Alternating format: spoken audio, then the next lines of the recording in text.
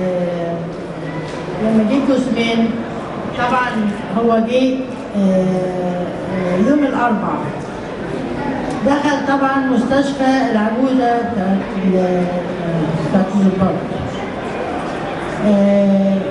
طبعا يوميها كان حياتنا وحشه جدا جدا. حطينا جسمين، وتاني يوم كان مراسم الغسل والجنازه. فانا كان ليا يوم ما وصل جسمان كان ليا خطوه كده مع ضابط جوه المستشفى عشان كنت عايزه اعمل تشريح. كان ما ننساش ان كان في جريده مجله كانت كاتبه ان سعاد حسني شعرها محلوق. اللي فاكر الموضوع ده اعتقد ان كنتوا فاكرين الموضوع ده لما كاتب في المجله الكلام ده. احنا كاهلاء طبعا هي ماتت بره، فاحنا مش عارفين ايه الموضوع وايه اللي حصل.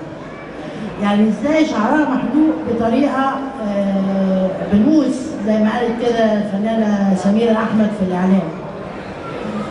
طبعا ده كان رد على الصحفي اكرم السعداني اللي كتب من لندن، اللي هو المراسل بتاع المجله، وقال ان هو شاف بعينه انها شعرها مقصوص محلوق لكنه بالنوز بالظبط.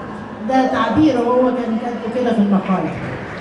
طبعا انا الخطوه دي كانت بالنسبه لي كانت غريبه جدا، ومش فاهمين حاجه، احنا اهلها مش فاهمين حاجه ايه اللي بيحصل، بس متاكدين ان هي اتقتلت وفي حاجه مش مظبوطه، لان في اتصالات بينا وفي اتفاقيات وفي حاجات انا بحضرها لها عشان انا مديره عملها، العربيه والتجهيزات بتاعتها وازاي هتيجي، الكلام ده كله كنا مظبطينه.